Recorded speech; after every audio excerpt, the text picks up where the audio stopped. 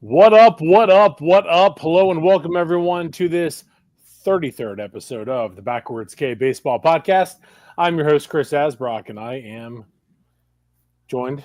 I just lost my train of thought, man. My God, I was like, dude, Hey, let me slide in and help you out there. What's going on, dude? it's been a long day, man. I'm fried mentally, as you can tell. You'll have that, but hey, Shit. how's it going otherwise? You Well, good? that guy right there is Scott Kaiser. He's my co-host tonight. Hi, everybody. We're My here to God. talk some ball if we can get Chris straightened out. Not a chance, dude. I am not. It's yeah, I'm a lost cause today. But you know what? I'm gonna fight through it because that's what we do. Good stuff. Let's Yeah. get started here. Scotty saying hi in the comments, asking us if we've been watching any of the WBC qualifiers. This one last weekend were fun. I have been following them. I haven't seen any of the games televised. I watched highlights Yeah, same here. and seen the updates and whatnot, but I have not been able to see. But it seems like they've been going. Getting excited for next year's WBC. We were talking about it in our off the show chat about how we better have full representation there on the U.S. side going into next year if we're going to reclaim that title. Man, it's crazy that they're already talking about WBC qualifiers, man. It's like it's right around the corner. It's awesome. Yeah. Like, I can't wait. That's one of my favorite events. I'm one that like. Are you a big like international competition like in any sport? I am. I love for it. sure. Yeah, anytime U.S. goes up against any other country for anything, I'm bathed in the flag. Yeah. So awesome. yeah, and baseball needed something like this since they're not a featured piece in the Olympics, and this showcases all the premier talent from the league. So I'm glad that baseball did it. I know there are a lot of people who don't like that it's during spring training and don't like that it pulls guys away and whatnot, but it's once every 4 years, and the players themselves always seem very enthused by it. The United States generally does have quite a bit of people that are interested in going, but a lot of times it's the teams who pull back on these guys getting in there. Yeah. But the rest of the countries don't hold back, and they are very enthusiastic about not only being there but winning, and It's that's awesome. I was gonna say that's what makes it exciting, is the fact that every game feels like a playoff game. So that's why I sent you that post. Was that a couple days ago through Instagram, like of the Dominican, like what their team would look like. My God, yeah. man, like it's insanity. It's Yeah, awesome. well, and I mean, sometimes or somehow Japan always finds themselves, in the final four or the end. But when you look at it outside, and we're more familiar with the names now as they, because they're all Dodgers, right? Because they import more. But before it was like, oh, hey, here's this, Japanese team, and there'd be like one or two guys that you kind of heard of that were, rumored to coming over soon, and so it was like, your only way to kind of see a firsthand look at them. And now it's like, well, Japan has A, B, C, and D, and we know them to be, ready, capable major league talent.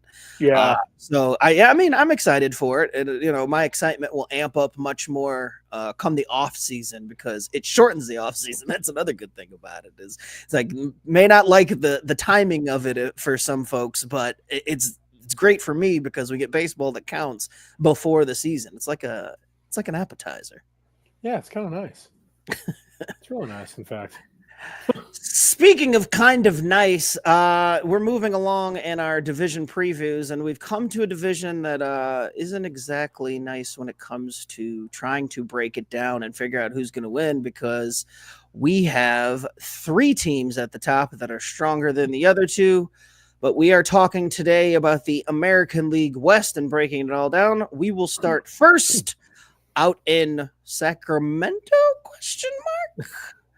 No longer the Oakland Athletics. The former team that suited up in Oakland will now call Sacramento their home for the year, but they will be known as just the Athletics, no city affiliation. They'll be in the minor league park. What can you say about the A's? It's been tumultuous for the past few years. They You know, they've struggled to put a competitive team on the field. They have flashes. They have young players that are interesting as far as being able to win games if they could keep any of them and or put them out on the field more consistently. But it's a franchise that struggles because of ownership. Ownership doesn't want to spend. Billy Beane's still rocking the long gone Moneyball philosophy. But outside of Brent Rooker and a couple of other guys, there's not too many household names. They're a fun team, though, a young team. And again, if they could just get some consistency when it comes to player retention and bringing guys in, I think that the A's could get back to competing at a level that's worthy enough to get them in the playoffs. But what are your thoughts on the A's as we move into the 2025 season there, Chris? A team that finished 69-93 last year. They were 19 and a half games back. I mean, Oakland at that time was what? I'm just laughing because it's just it's like there's you struggle to find words for them because it's like they've got players, but are they really committed to the team in general? Like the ownership, it's all. I think they half-ass it more than any franchise out there. Like they've got, like you said, they've got talent. Like there's plenty of talent on that roster, but they never go fully involved in it. And there's some times to where outside of the Astros, that's a winnable division. Now we have seen other teams, step up, but the Mariners have been down. The Rangers were down last year. The Angels have sucked continuously for the last couple of years. So better part of the last decade. Well, I was trying to be nice, but they can't. They're just one of those teams where, again, you don't know where ownership is. And obviously they don't care because, I felt so bad for A's fans because, my God, they've had that team ripped out from underneath them. And I mean, it's just, it sucks. But then you see they go out there and then they spend a bunch of money on Luis Severino, which we talked about on a 3-year deal that we were kind of cracking up about. Like, where did this come from? They bring in, Gio Urshela. They bring in Jose Leclerc. Luis Urias. I mean, so they bring in these guys. I mean, they got to spend, this money, but it's, there's just so much more that has to be done. I don't know. I mean, then you're playing in a minor league ballpark. It just, there's such a gong show right from the get-go. And it's, I don't really know how to forecast their 2025 because it seems like it should be, it shouldn't be as bad as it was last year. I mean, granted, they were, 19 and a half games back, but, they didn't have many expectations last year. I mean, they haven't had, the expectations for the last couple of years. So, yeah, I mean, they also brought in Jeffrey Springs. They've got Lawrence Butler and Shea Langoliers, and obviously I mentioned Brent Rooker. Yeah. They do have some pieces, but you mentioned the Luis Severino signing, and that goes back to ownership. It's like after we kind of chuckled about it, left.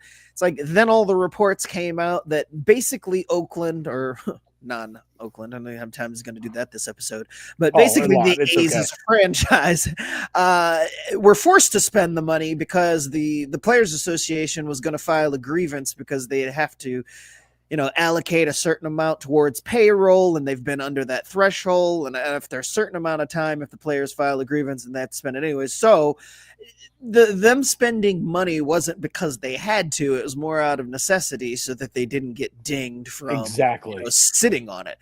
So it's sad because this franchise is a proud franchise, very historical, has the titles to back it up.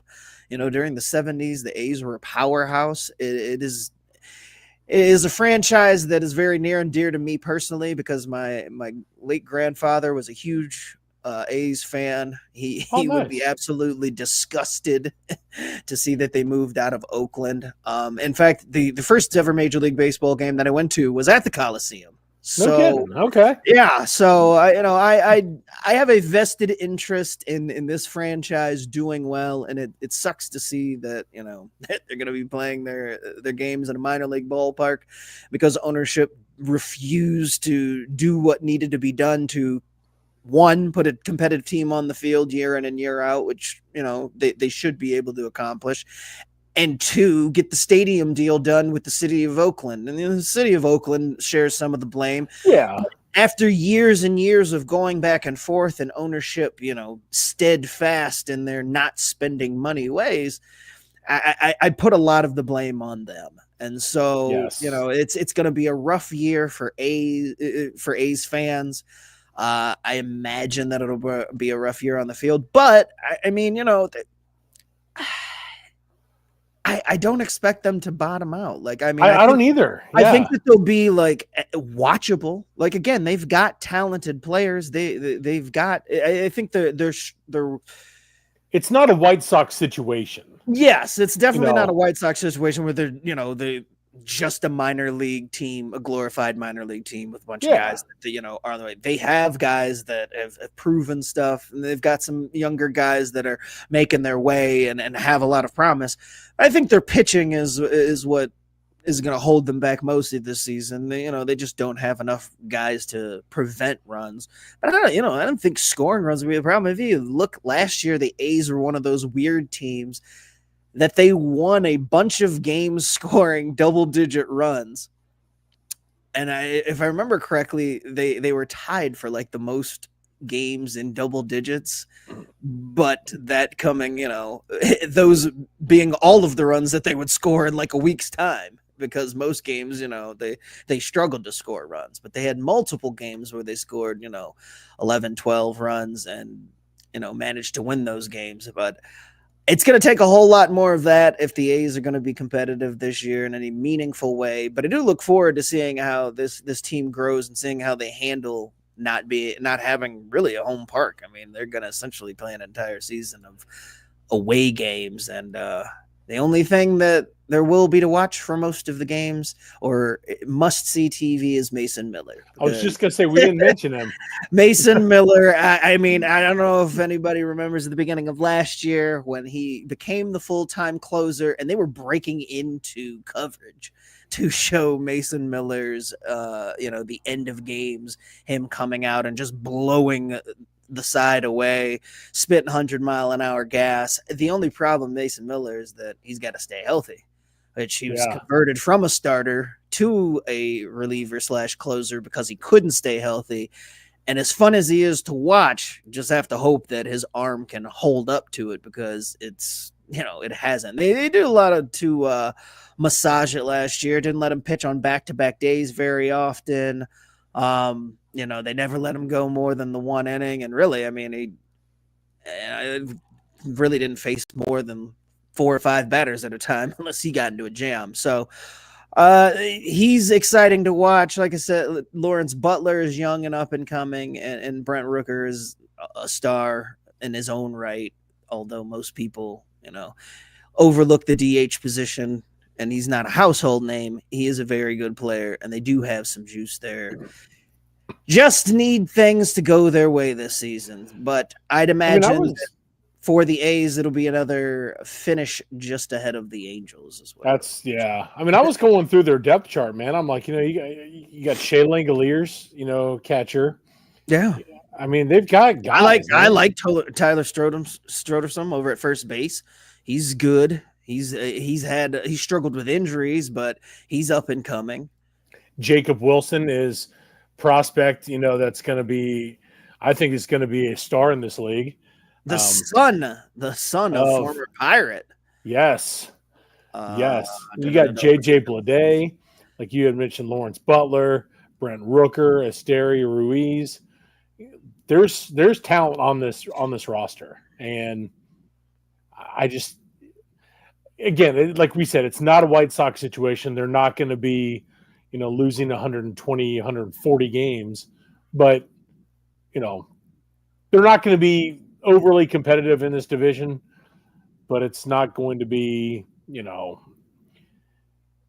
you're going to still want to check them out every now and then. Like you said, they're still very watchable. And Mark Kotze gets those guys to play hard. Mark Kotze is awesome. A plus baseballer in his heyday. Yes. Just one of those guys who, not the most talented, but always gave his best, and that's what he expects of his team. And really, I mean, that's what we saw out of the A's last year, despite the fact that, they lost a bunch of games. Again, they were competitive, and if they can get some health and maybe find if the Jeffrey Springs thing works out for them, they could challenge for third place in division. I'm not going to go crazy and say that they're going to do anything nuts outside of that, but depending on how things go in this division, I would be concerned for the third place finisher because they might be closer to the A's than they anticipate. I was going to say, it would say more about them as opposed to yes, absolutely. Yeah. I'm with you. But moving along so that we can keep this thing going, we will move on to the Angels, another team that kind of rudderless. They still have Mike Trout. Obviously, they brought in, excuse me. They brought in the Braves' former catcher, Travis d'Arnaud, as one of I believe he was the very first move of the offseason. It was the first transaction. And, they also ended up bringing in freaking Jorge Soler later on through a trade as well. So former Braves taking over Atlanta, going up there and working with Ron Washington, also the former third base coach in Atlanta. Not a whole lot of excitement for this team either. Gone is Shohei after signing with the Dodgers a year ago. Mike Trout is another year older, another year banged up. It's unfortunate because one of the best talents the game has ever seen. But at this point, we're just praying for him to stay healthy for the majority of the season. He will be moving to right field. They announced earlier this offseason, that he will no longer be patrolling center field. He's going to give that up and move to right in an attempt to keep him healthier. I don't know how well that will work, but we'll see. Again, they too have some younger talent. Zach Neto is an up-and-coming star, but he's going to start the season injured. Had shoulder surgery in the offseason. Logan O'Hoppe is a promising young catcher that they need to get going. But when he's been healthy, he's got a promising big bat. And then Nolan Schanuel over at first base. Not a lot of power, but he's a solid first baseman nonetheless. I mean, the Angels are a team that I struggle to ever know what to do with, not because they've been mismanaged, because Artie Moreno has tried to throw money at things. He's tried to, make moves. It just seems like there's no direction for the Angels for the most part. Like they make what seems to be a decent baseball smart move or whatever, and then double down and compound an issue by making two or three other moves that are just giant head scratchers. So yeah, I think the A's are the bottom of this division, or the Angels are the bottom of this division, running away from me. They are the ultimate throw everything at the wall and see what sticks team. It's like every single year. I mean, in going through and checking out the, some of the transactions that were made, they kicked it off, brought in Kyle Hendricks, Travis d'Arnaud, Kevin Newman, and Yusei Kikuchi. That was all right at the beginning of I forgot. Not really. Yeah, I mean, that was all throughout November. So you're like, okay, there's, we see, I guess, maybe a direction here. And then it was kind of a lull all the way through, and then to where they bring in Tim Anderson on a minor league deal. God, I forgot they brought in Tim Anderson. Yeah. And then Yohan Moncada just agreed to a deal a couple weeks ago. And then Kenley Jansen, but he's 37 years old. They brought in both those guys on one-year deals. So it's really the They're a weird team, man. They really are. I love Yusei Kikuchi, and I think I said it right at the beginning during one of our podcasts during the hot stove. I think Yusei Kikuchi, there's so much talent with him, but he's going to be your ace. I don't know about that. And that's where, again, I love him, but man, just saying that, Kikuchi and ace, he's very far, he's very solid pitcher. Oh, he's a great, very far from being an ace. Yeah. He's not your number one. I mean, in looking at the depth chart, you got Kikuchi, Tyler Anderson, Jose Soriano, Kyle Hendricks, and Reed Detmers are really your 1 through 5. Now, bullpen wise, Kenley Jansen, your closer, Ben Joyce, the absolute flamethrower. You got Brock Burke. There's guys. Sam Bachman, the Miami University product, he could pump it up there. Robert Stevenson is, he's there, but he's on the IL. Well, and that's one of the, I was going to bring it up when you said the bullpen. I'm like, and people forget that last year they signed Robert Stevenson, who was a highly sought after free agent back end of the bullpen piece, who promptly had Tommy John right after, or maybe it was the brace features, but either way, was injured immediately after they signed him last year. Didn't throw a single pitch for him. And that's just emblematic of the problems that the Angels have. It's like, they're like the drunk guy at the bar. They just make decisions just impulsively. Nothing seems to like connect or make sense. It's like, hey, we just need to put together a baseball team. It's like putting together a baseball team with your buddies. You're just like, we just need bodies, right? Like, we'll get this guy. Oh, this guy used to play, and we'll get this guy. All right, cool. We've got 26 guys. Now let's see what happens. They are very aggressive when calling up their minor leaguers. I mean, Zach Neto spent about 10 minutes down in the minors after getting drafted.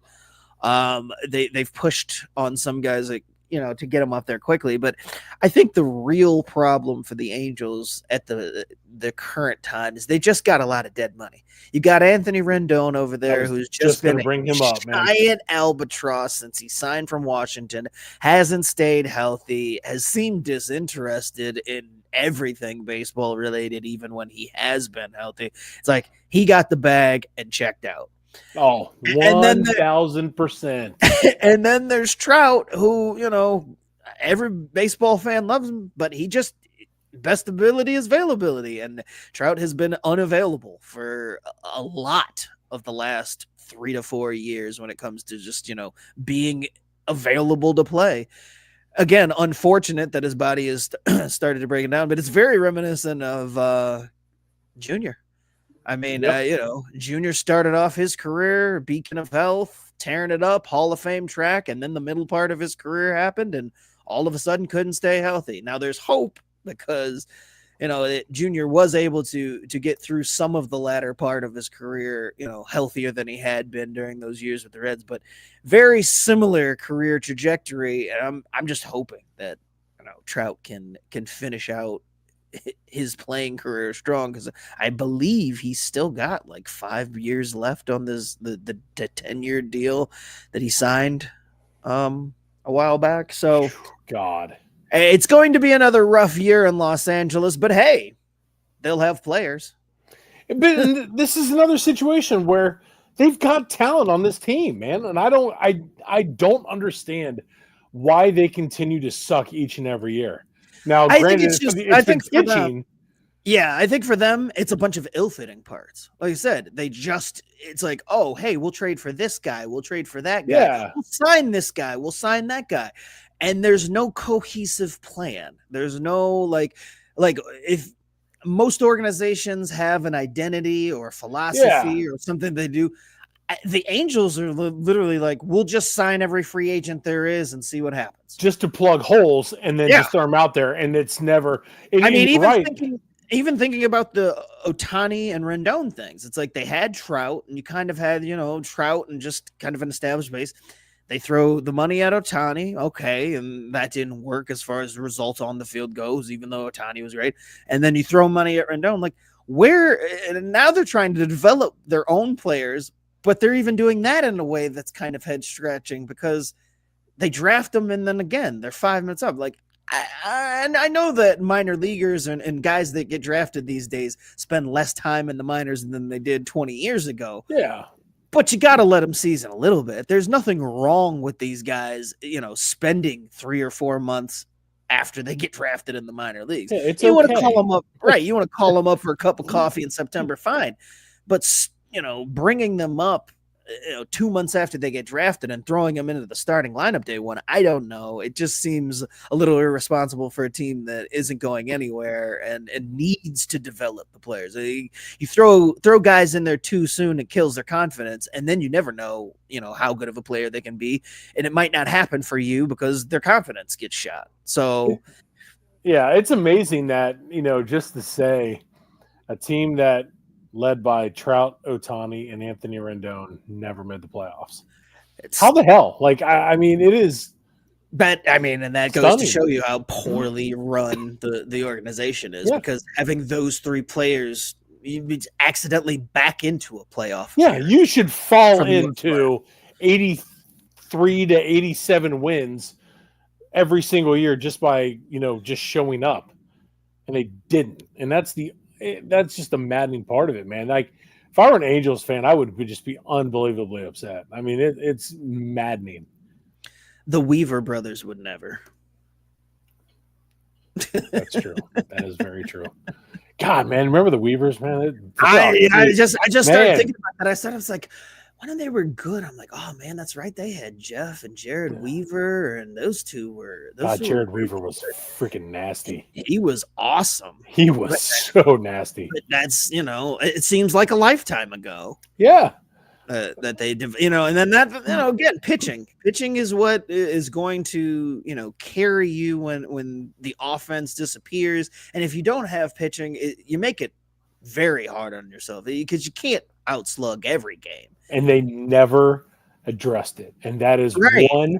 1,000% on the front office and ownership. They never addressed it once. And that inexcusable. Inexcusable. And then, again, it's like Kikuchi is nice, but what you're paying him to be, your number one, when you don't have anything else, it's like, it's kind of a waste. Like, it's, he's not going to pitch to the level that's needed to actually win. They don't have anything in the minors that, knocking on the door as far as starting pitching. So it's just like, this is a 2 or 3 year Band-Aid with Kikuchi, or you're hoping he retains enough value that you can flip him at a deadline here in a year or two. I don't even know. One thing, there was a couple rumors over the offseason that Taylor Ward was one of the names that had been brought up as a match with the Reds, and I'm all for it. I mean, at that point, I was like, count me in. There's a nice right-handed, outfielder with some pop. So, and one guy that I would have, or I don't know necessarily they would ask for him, but Nick Lodolo would be a guy that, as the Reds, I would deal him out. I mean, he's pitching right now, and he got shelled, gave up home runs on the first 2 batters he faced. Oh no! But when he's on, like, his stuff is probably the nastiest stuff, hands down, in the Reds rotation. Like, Nick Lodolo is a nasty pitcher, but he's one that he can't seem to stay healthy. But it's like, you wonder if a change of scenery for him might be a good situation. Head out west and be a solid piece to, that rotation. That might be, that might have been a good matchup. Now you're going to have to throw another piece or two for the Reds, to send out west. But, I'm just stunned that, the way they approach free agency and the pitching, it's baseball malpractice. I mean, it really is, because, again, we said the Kikuchi deal was, okay, great. That's a great start. Okay, now go out there and get your ace. Well, they didn't. That was your ace. Well, that's not an ace. Like, he was phenomenal when he was in Toronto. Cool. But no, he's a great number 3 or 4. So you can't be, you can't sit there and really hook your wagon onto Yusei Kikuchi being your number one starter and expect to have, a solid year. I just don't see it.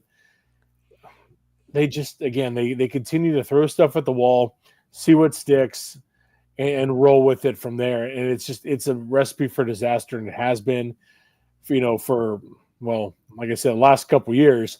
Like I said, I was trying to be nice, but Scott, you dished out the reality of it for a decade plus, and that's the sad part.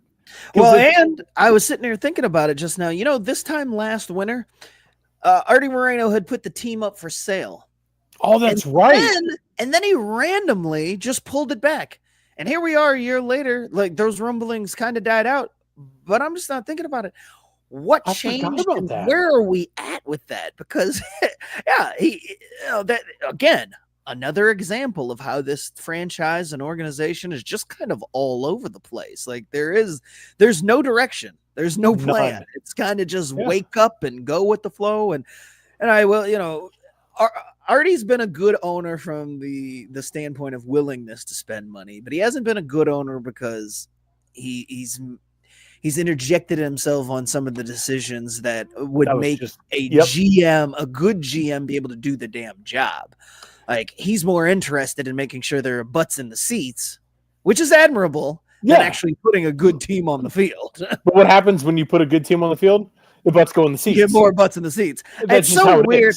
It's so weird when owners, they make millions and millions of dollars on their on things that they do to become an owner in sports, and then want to go cheap on that asset when knowing as businessmen that like when you do this, when you put something into the product, you get more out of it. Like I'll never understand how they buy these teams and then just run it into the ground.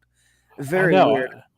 I mean, you and I talk about it all the time. Like, if we just give us a franchise to run, and I guarantee we'll be in the playoffs. Yeah, I guarantee if we were running the Los Angeles Angels, and if we had Artie Moreno willing to spend the money like he does and just not interject himself into decisions, I guarantee we're in the playoffs each year. Guaranteed. It's at least competing for it. Like the fact that they're just never even in the conversation playing in Los Angeles is if we stay healthy, we're in the playoffs. Right. Yeah. If we stay healthy. But I mean, I'm just sitting there thinking in general about the market. I mean, you look at the Dodgers, and the Dodgers have all this money pouring on the you're in Los Angeles now. It's Anaheim, it's whatever, but it is still a place where money's coming into. There's no reason. None at all that they should struggle to put a competitive team out on the field. But again, when you mismanage your funds and mismanage your talent acquisition, and this is the outcome. I mean, I just think of myself like if I were an owner, I'm going all in, man. Like I'm gonna Steve Cohen this shit. I'm gonna bring in but I'm gonna bring in a guy who, one of the top baseball GMs there is. Run this for me. This is what you've got. Work with it. And let's do this, man. It's not. It's all going to pay off in the end. Like that's what I just don't get. Yeah, Scott pointing out that the only person in baseball that likes baseball less than Rendon is Rob Manfred. Boom, nailed it. Can't argue that one. Yeah. Can't argue that one. To put a bow on that and just to rev back around to Rendon. Rendon is out for the foreseeable future from having surgery, and the announced timetable was just for some time. When you get that for some time, that's a problem. They didn't even put an actual window on it. He's going to be hurt for some time. They've got him down here. Do not worry about him. They got him down on the 60-day IL is what it's listed on the depth chart, which could obviously change each and every. Anthony Rendon is going to buy cigarettes. He'll be back. Yeah, it's unbelievable, man. Unbelievable. All righty. Well, moving forward to the teams that are actually going to be competent in the conversation and compete.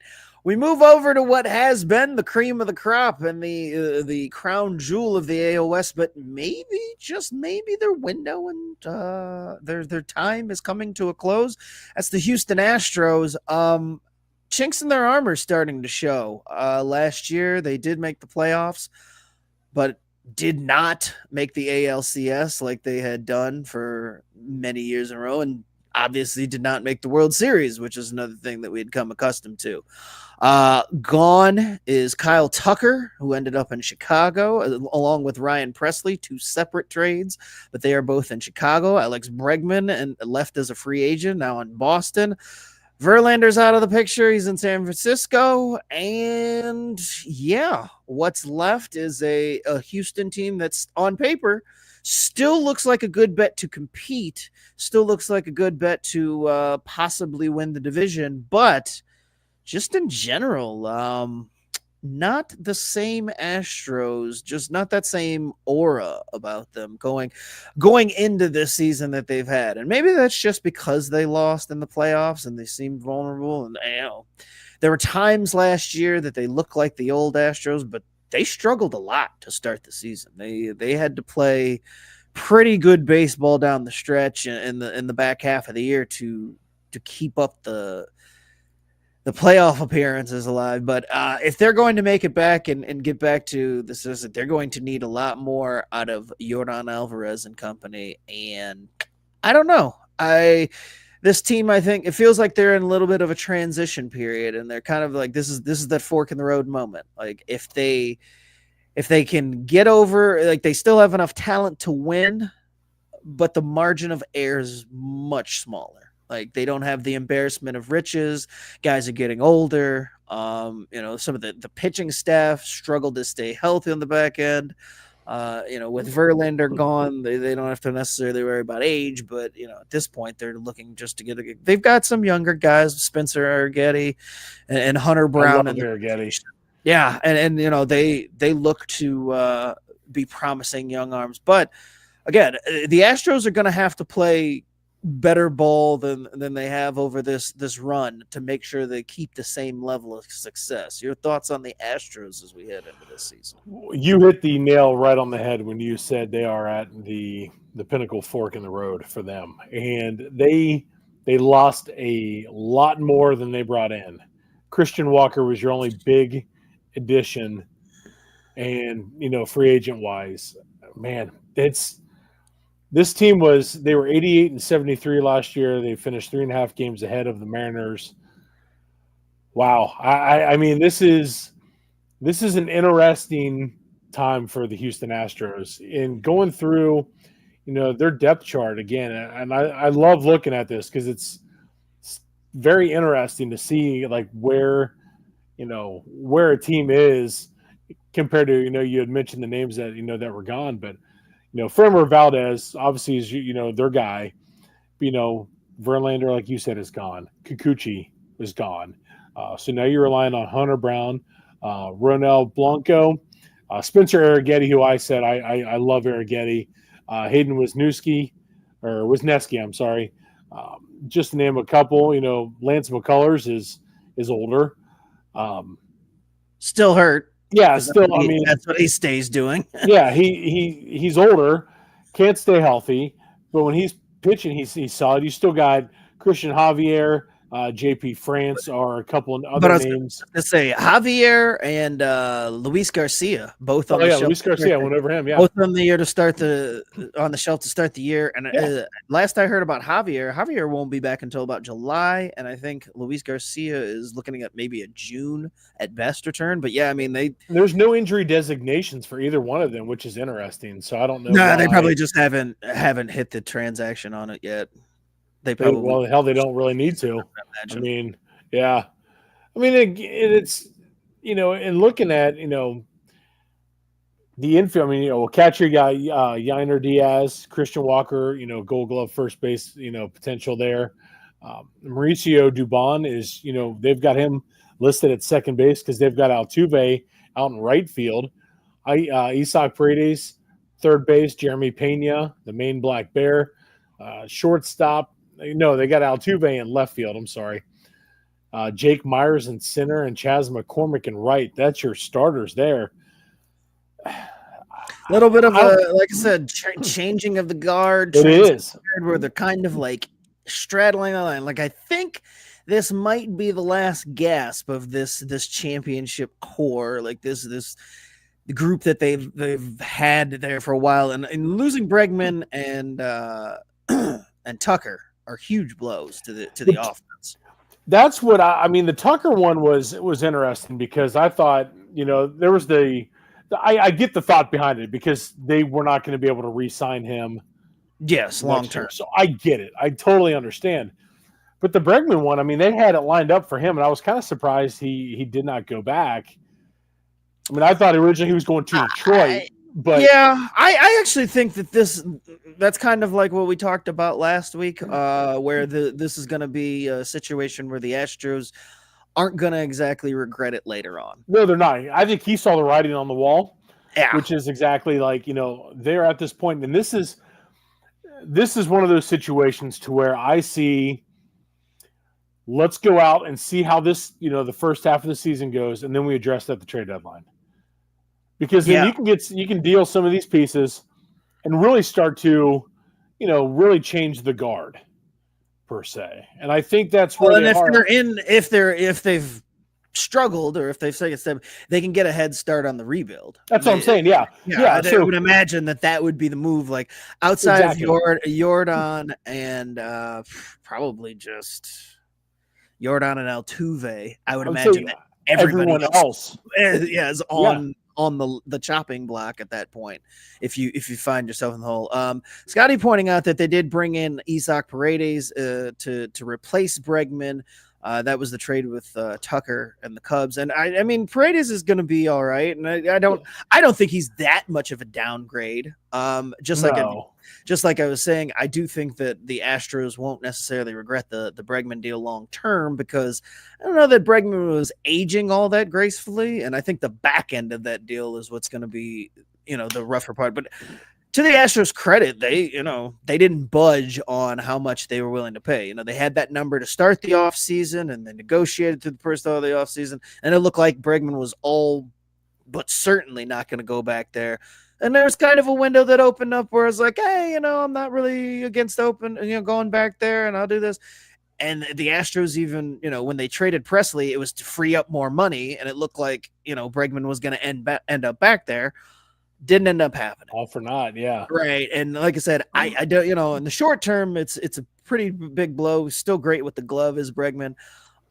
Paredes not as such, but hitting wise, it's not going to be a huge drop off. But just in general, again, when you lose a founding, cornerstone piece of your championship core, it's not easy to replace, and it's tough to see them, replicating the same amount of success. Not that they can't, but it'll just be different this way. And as Mike's pointing out that it seems like the rest of the American League is caught up to the Astros, and it's tough to maintain that level of success for an extended period. And yeah, it is because if I remember correctly, just vaguely remembering the timeline, I mean, like this rebuild / window started all the way back in 2005.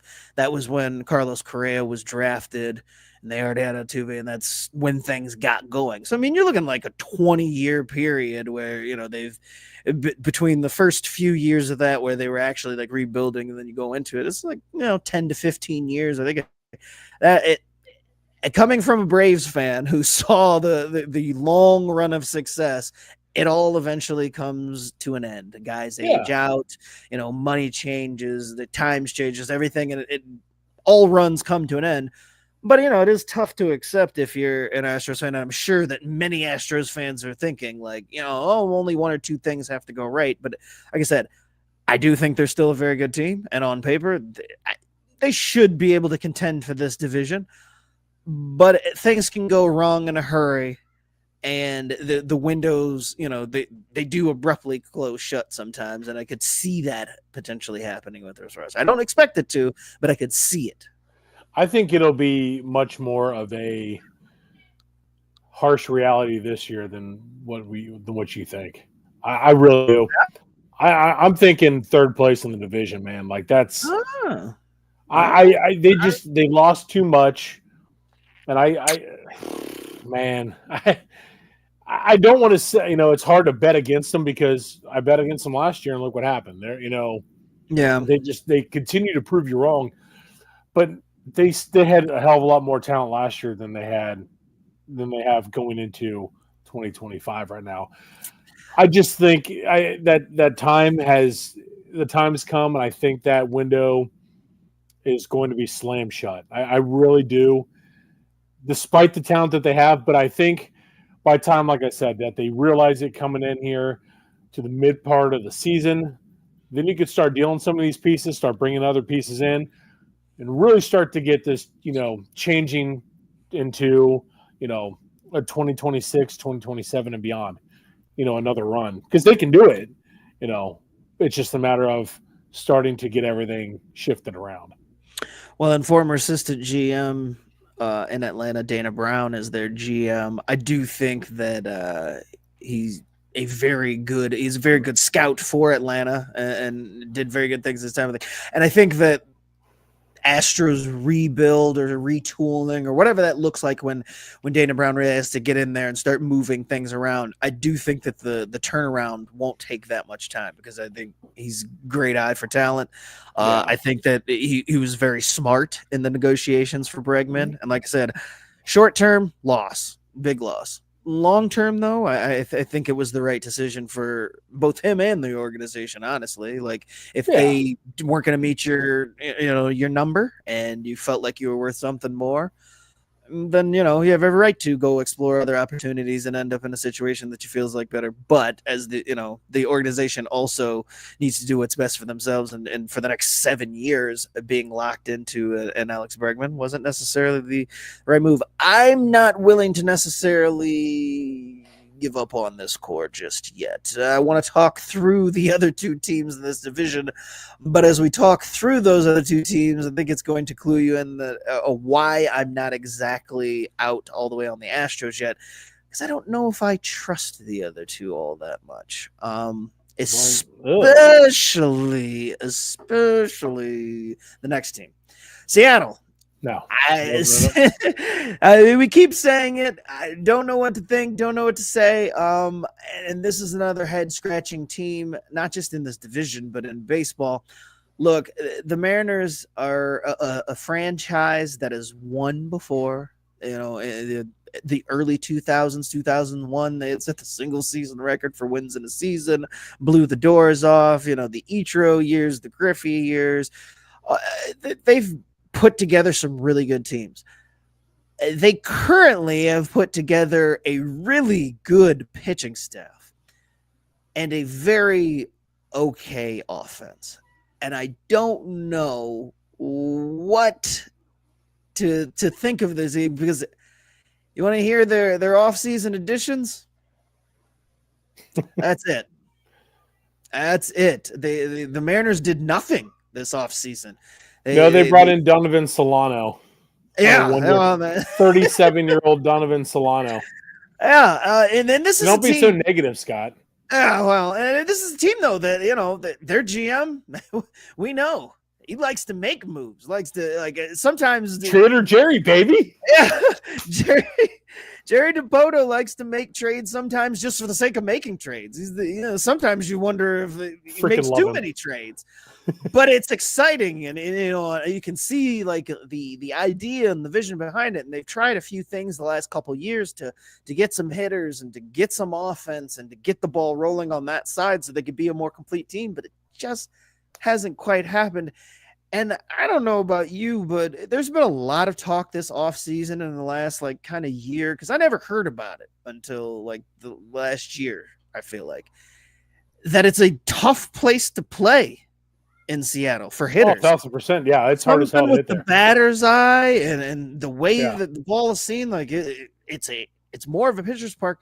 But I never got that perception before. Like I said, they used to blow the doors off, offensively there, and nobody ever seemed to complain. I don't know what's changed. I don't know how you fix it. But Teoscar Hernandez, when he left for the Dodgers last year, said, he struggled to see the ball well in Atlanta. His home road split suggested that. You can look at other guys that have shown, their numbers in Seattle are not quite the same as other places. And so for whatever reason, it's become this pitcher's park that hitters can't hit at. But I don't know how you fix that if you're Seattle. Like they've tried multiple different things. They traded for Randy Arozarena at the deadline last year, so he'll be playing a full season presumably this year. Maybe that helps a little. They still have Kyle Rowley who hits moonshots there at catcher. Big dumper. But I mean, a lot depends on Julio Rodriguez, who has started off really slow, and last year was even slower than the year before. He didn't really get going until about July. They need a lot more from him.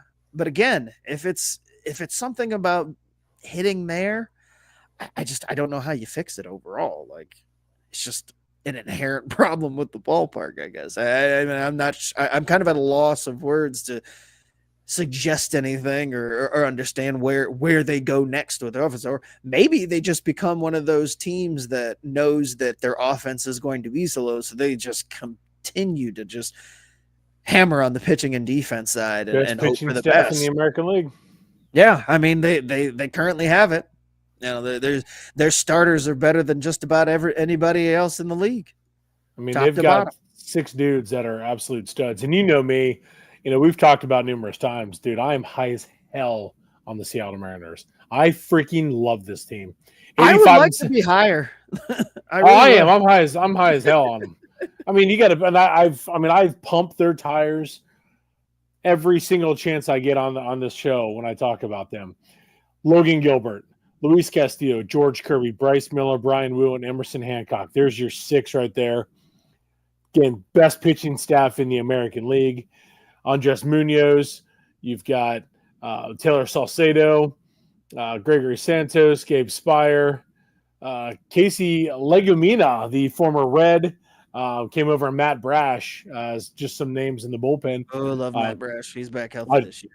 Dude, if he's on, he is nasty. But he's, again, health-wise, he's got to stay healthy. Cal Raleigh, Mitch Garver as your catchers.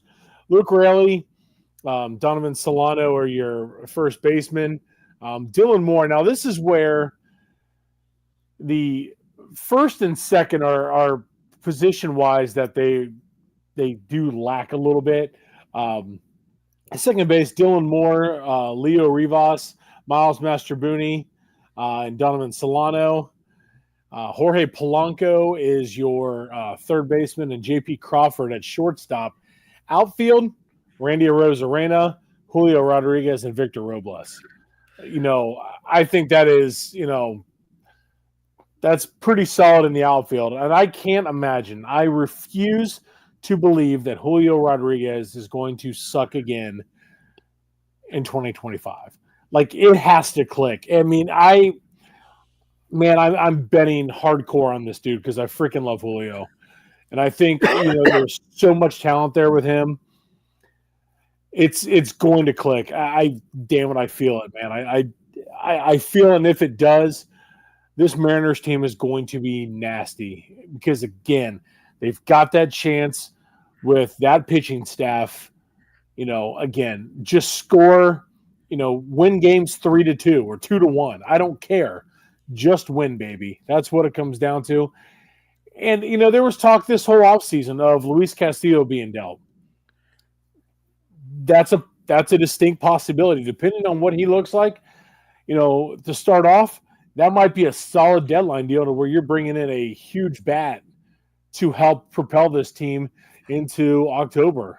I mean, and we know, like we said, Jerry Dipoto, that dude trades, man. He trades. This might be a situation where you're going to see that. But I see this team being – I see them being successful in 2025. They're my pick to win the AL West. Calling your shot now, huh? I am. I'm calling them, man. I guess I'm right on them, man. I do. I freaking love them. Them and the Rangers are the 2 teams I love in the American League, man. And I just think it has to click for them. It really, truly does. I just, there's so much talent. And again, with a pitching staff like that, it's going to happen. I'm calling it, damn it. Well, I'm not ready to call my shot just yet because there's one last team that we need to discuss in the West before we get that far, and that being the 2023 World Series champions, that being the Texas Rangers. Coming off that World Series, a little bit of a hangover last year. Injuries derailed them for the most part. To the pitching staff was decimated. Josh Young missed a good part of the season. They're starting third baseman, and then Corey Seager, did Corey Seager things and was hurt off and on. Had a sports hernia bothering him all year. That's just, but the offense is still there. And the pitching should be healthy.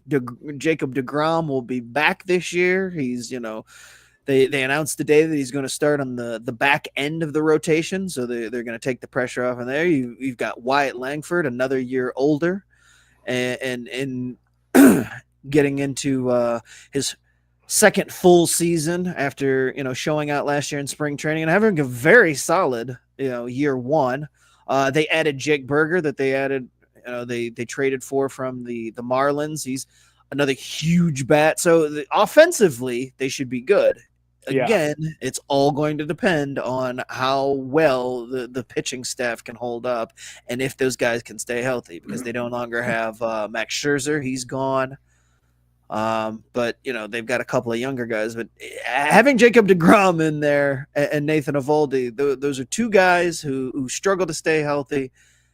But if they do, then I like the Rangers' chances a lot. Well, I picked the Mariners to win the division. Now, I told you I like the Rangers as well. I can see they are my 1B. I think this is a division to where, to me, it comes down to the Rangers or Mariners. Now, in looking at the Rangers, like the rotation, Nathan Eovaldi, huge for him to re-sign back in Texas.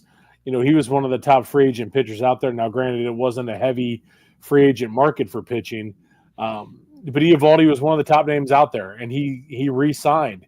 So that's huge. Jacob deGrom, like you had mentioned, is going to be shifted to the back end, take that pressure off him. Tyler Mahle, that's a name who, when he signed, he was hurt. Tyler Mahle, a healthy Tyler Mahle for a full season, count me in. You got John Gray, Kumar Rocker, Jack Leiter. They've got some dudes, and that is, for them, health is what it comes down to with the Texas Rangers and their rotation. If they stay healthy, they're going to compete each and every game because of that offense. I mean, just going through, man. I mean, Jonah Heim at catcher. Jake Burger, like you had mentioned. They brought in Jock Peterson, Ezekiel Duran. They've got Marcus Semien, Josh Young, Corey Seager, is another name. Evan Carter, Wyatt Langford, Leody Tavares, and Adolis Garcia. That's a who's who of just studs. And we saw that when that team got hot, it carried them to a World Series title. Same thing could happen this year. They've got so much talent on this team. It comes down to the health of their pitching staff for me. And that's where I give the slight advantage to Seattle. But again, it would not surprise me if we see Texas right back in it in first place, winning this division and rolling towards October, and hopefully another American League pennant. But this is a dangerous team, man, a dangerous team. They're going to be one that, and I'm one that I love watching them too. I love the ballpark. Ballpark's amazing. It's just fun watching games, watching them play each and every night just because of, the offense that they can produce. Now, Marcus Semien's getting older, and, so that's one thing to watch out for. Same with Corey Seager. They've got some older guys that can still produce, though. So that's one thing definitely to keep an eye on. But if they get a full season of healthy pitchers, this team's they're going to be in the playoffs regardless. But this team can make a serious run, deep into October. Well, and you and I talked about it before the show, Mike bringing it up in the chat, saying that of the three teams we just talked about, the Astros, the Mariners, and the Rangers, the Astros do have the best odds according to Vegas to win the division, followed by the Rangers and then the Mariners. This is my pick to win the West. I like the Rangers a lot. They have what they have an embarrassment of riches on offense. Like the signing of Jock Peterson was one of those things where it's like it was kind of unnecessary, but why not? I know. But this is imagine this offense with Seattle's pitching staff. Would that be the best team in baseball if you combine the Texas offense and the Mariners pitching staff? I think we'd be on to something there. But at any rate, you called your shot with Seattle winning the division. I am going to call mine with the Rangers. I'm going to go with the Rangers to win the division, but I am not ready to give up on the Astros, and I think that it is going to be a Texas two-step all year. Those two are going to be battling back and forth, and any given day you check the standings, one or the other one will be leading that division, and Seattle will be close behind in third, but I can't buy into that offense, and you got to score some runs. So while the pitching is great, I just don't know if they have enough offensive juice. It means Seattle's going to be on the outside looking in, because if we think that the American League East is going to have three teams, is what we said on that preview episode, that means that you're not going to have that opportunity for multiple teams out of any other division. But I do think that it's going to come down to the Astros and the Rangers in this division. We did say that. Yeah, and that means that I am going to give the Rangers the nod to make it out of this division, just barely over the Astros. Like I said, I think that we're talking about like final week stuff, like end of September when this division will be decided. See, you're a lot higher on the Astros than I am. I just think they lost too much. To me, it's Rangers and Mariners. Those are the two teams in this division. I think they have the most. And I'm just going with the been there, done that type thing. The Astros, and I get it. Yeah. They know how to do it. And while they've lost, quite a bit from the core, they haven't lost everything. You still got Jordan, you still got Altuve. Like if the Astros are in the middle for me in the rankings, is because I think, and it's not how you win the World Series or how you ultimately, win the championships or whatever, but it's like the Rangers have the offense, the Astros have the more balanced team, and the Mariners have the pitching. Like it's like you've got one extreme, the middle kind of version of that, and then another extreme. And I like the extremes of the Rangers offense to nudge out and beat the more balanced Astros team. But I don't know that matters in the playoffs. Like I think if the Rangers don't get the pitching figured out, prior to the playoffs, that might be the ultimate reason that they fall and slip out of the playoffs. But it'll definitely be the reason that their October ride is short if they don't have that figured out. And look, there's no way that I'm going to think that DeGrom's going to make it through a full season. But if he's healthy at the end of the season, you don't need much else. I mean, if Jacob DeGrom is the Jacob DeGrom of old, when they get to October, they won't need much more than two more guys on top of him. Then they can, roll through. But it's that's a tall ask to get Jacob DeGrom to October healthy, unless we're going to put him in bubble wrap right now.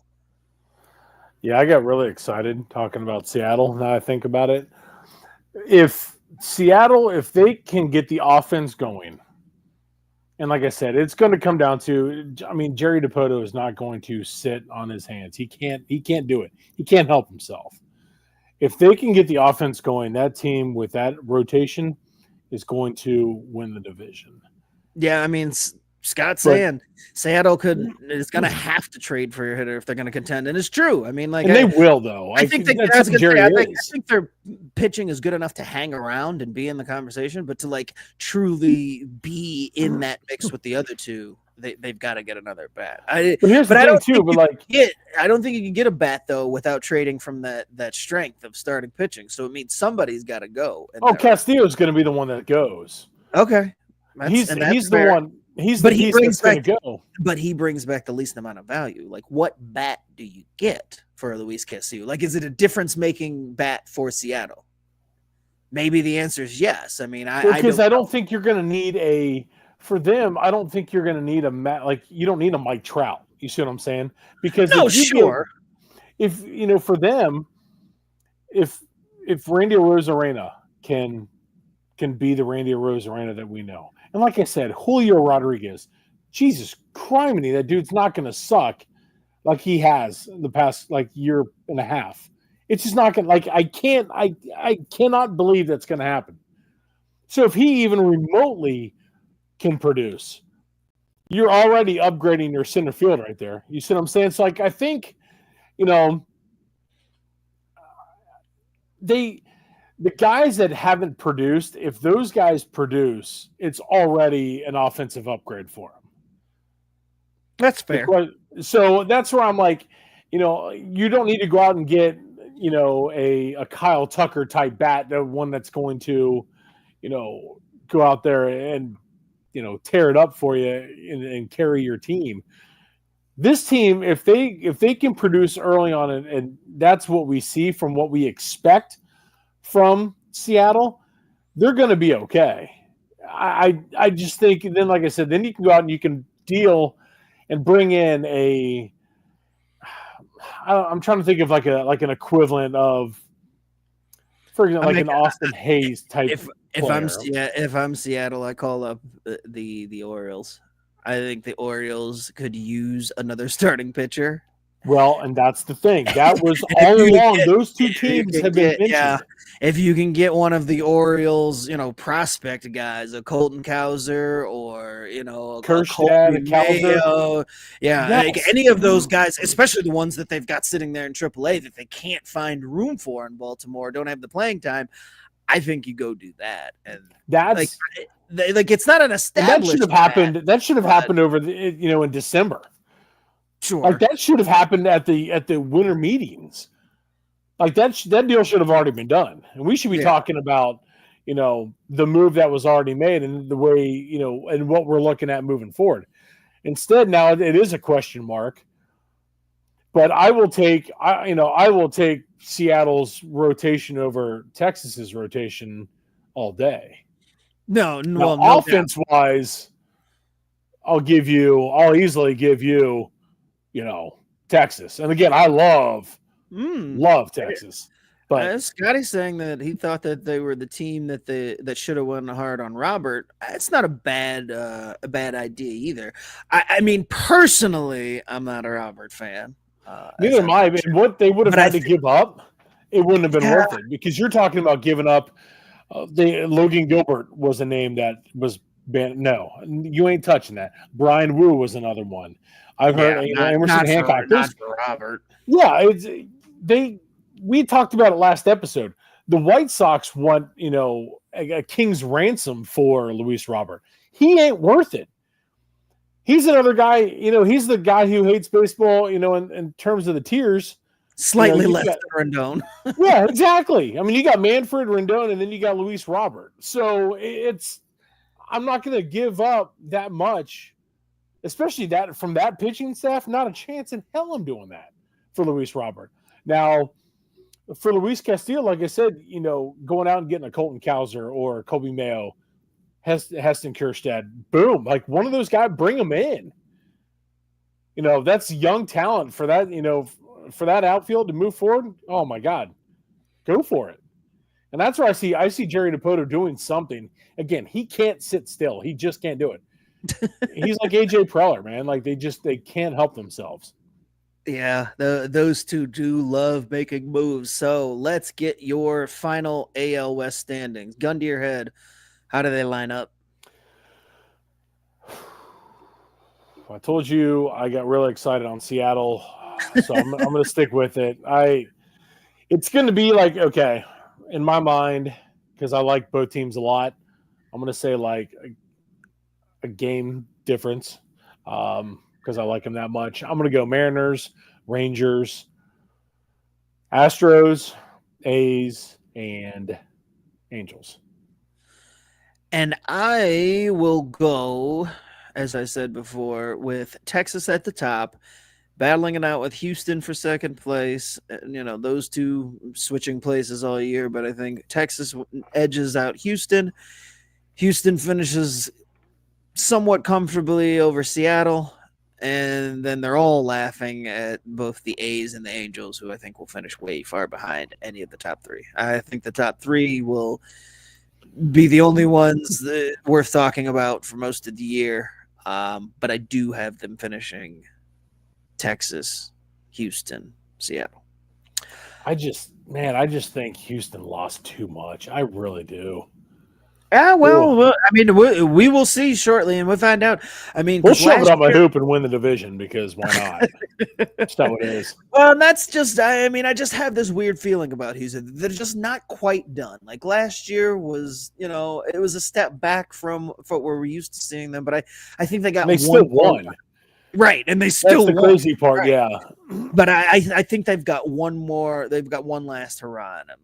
I do. I think they've got just enough to the different division, maybe not. But this Western Division, I like their chances with the competition they're going to look at. But that is the AL West for 2025. Do want to talk about spring training and how things have been going, because today we got some fantastic announcements about injuries and the Braves. The hits just keep on coming. Picking up right where they left off, Sean Murphy is going to open the season on the injured list because he cracked his rib and is going to miss 4 to 6 weeks. Fun stuff, since he tore cartilage in his rib cage so badly last year on opening day, straining his oblique, that he didn't play for 3 months. So this is an ominous sign for the start of the season then. And then reigning rookie of the year, Luis Gil in New York was shut down from throwing and will be shut down for the next 6 weeks because he has a very major lat strain in his shoulder. So he will not be pitching. The Yankees did deal with this last year, though. Is about the same exact time that we learned that they would be without their ace to open up the year, and wasn't able to come back. Till June? Was it about June? I want to say it was June. Mid to late June?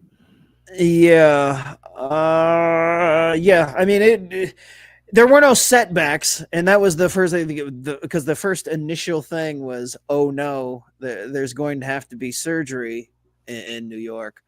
But it didn't end up being that. We'll have to see if that's what ends up happening with Gil. But not a good way to start what they hope to be is another World Series run. If you're looking at it from the rotation, you never want to lose a young guy who's coming off of winning the Cy Young like that either.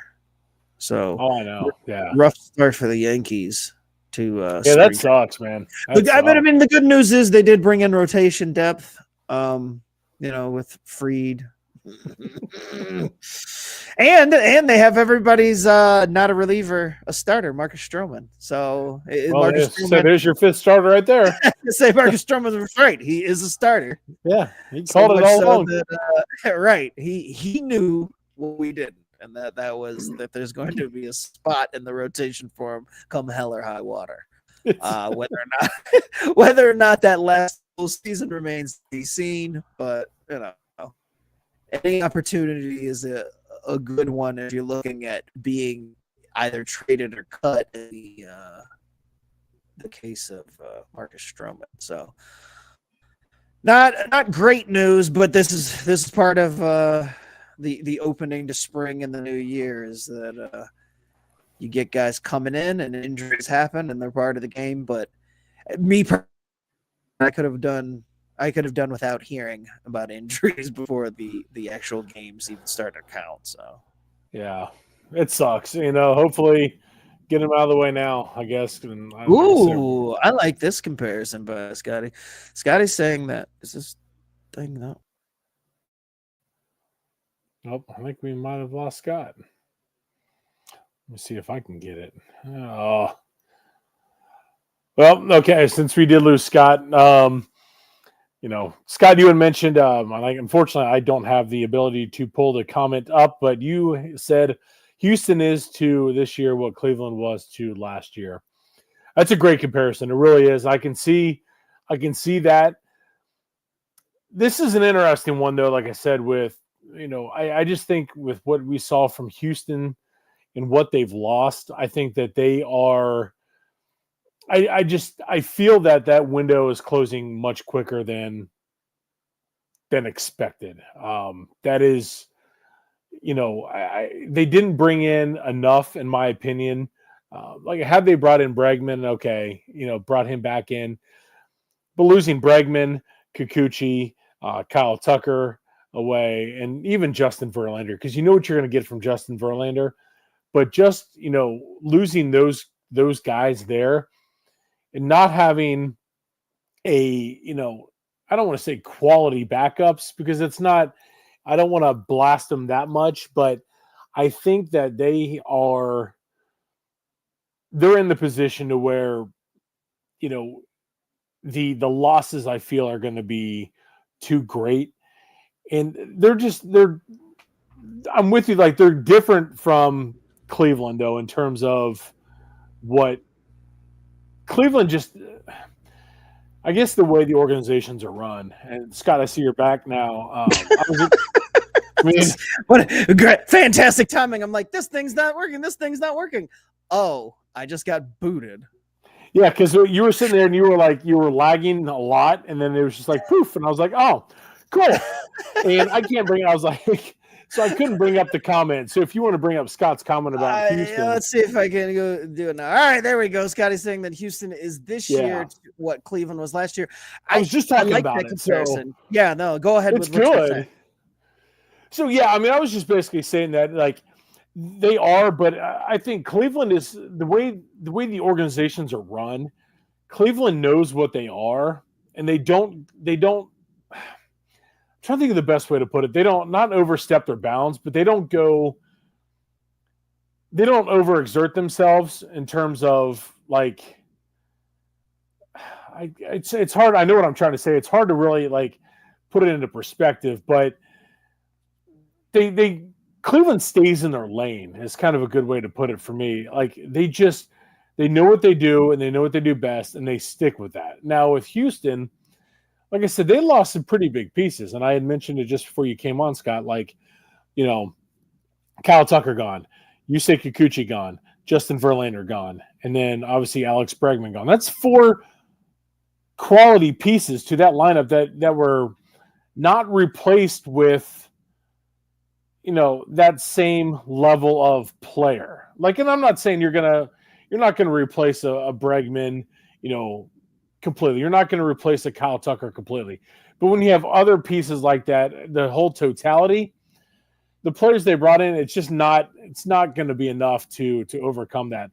So I do see that comparison that Scott had made with Houston, and Cleveland. I just think Cleveland is just much better run in terms of, like, what they know what they do best, and they continue to roll with it. That's kind of what we talked about with the Angels. Cleveland has an identity. And they run with it every year, and they're going to develop their pitchers. They're a contact heavy team. They're not necessarily looking for all the power hitters. Power hitters are great, but they want to put the ball in play, and that's who Cleveland is. And sometimes, like we mentioned in the preview, if it means they take a step back for the year to kind of get back to that place where they're more comfortable with that identity and getting the players that fit that. And that's kind of what happens.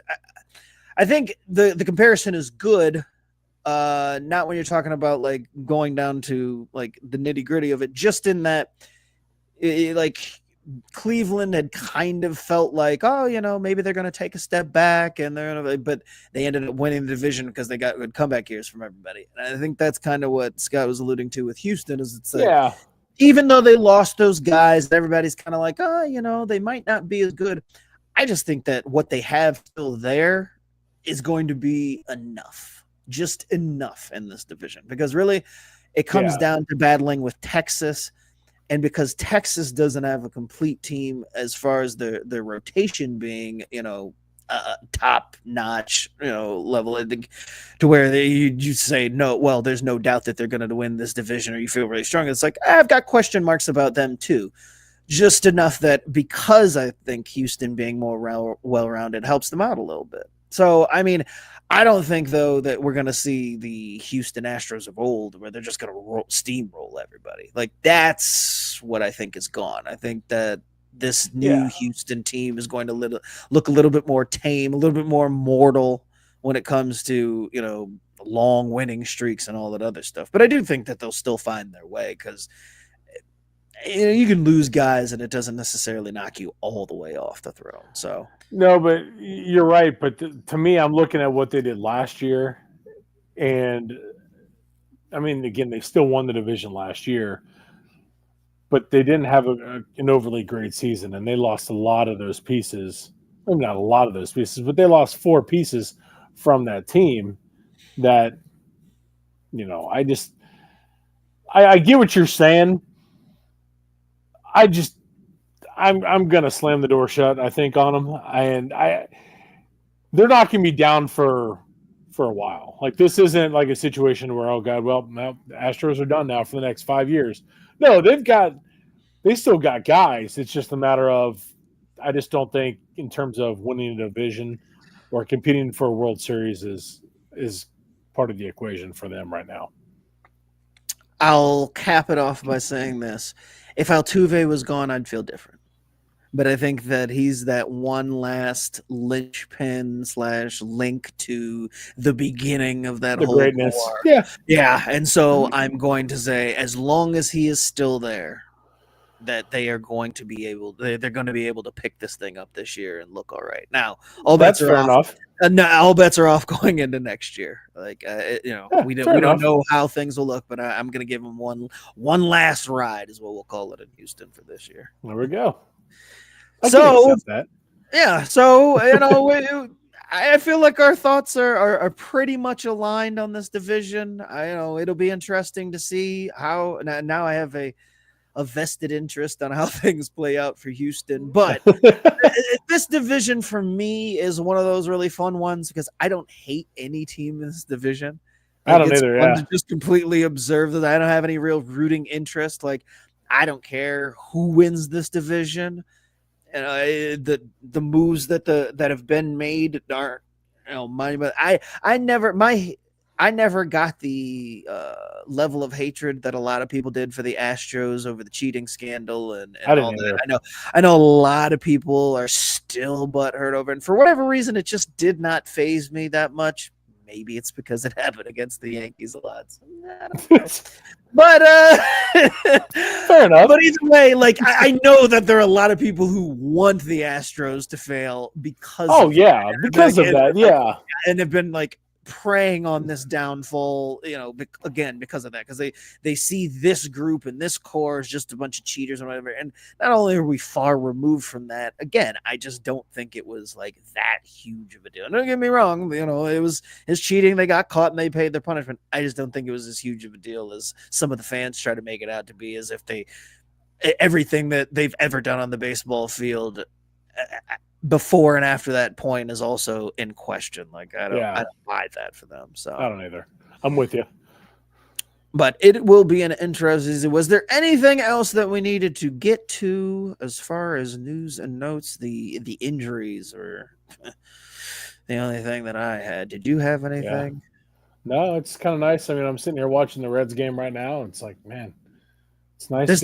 There's nothing better than being able to turn on baseball as background noise. It's the best. Oh, I know. Like, I'm sitting there and I know people, like, if you're watching this on YouTube, like, people see me keep continuing to like look over because I'm always watching, like, I have on like MLB Network or a game on every time we're doing the show, man. Like, well, I would, but I don't have a TV in my office. So unfortunately, I'm doing it in our room. So I'll have to wait till the regular season gets closer to be able to do that. But that's gonna do it for us on another episode of the Backwards K Baseball Show. He has been Scott. I have been Chris, and yes, you heard that right. I screwed it up just like my internet screwed up. We run this thing like the A's run their franchise. You can find us on Facebook, Twitter, the Impact Sports Cincinnati Network, as well as the Craft Brewed Sports Podcast and Network. We're everywhere and anywhere. We love talking baseball. We're moving to the National League next week. We are done with the AL. It's on to the senior circuit, the real league, where men play baseball. Yes. And they still do it without the use of the DH, as far as I'm concerned. This has been Backwards K. Thank you guys for joining us. We'll see you guys next week. Good night, everybody.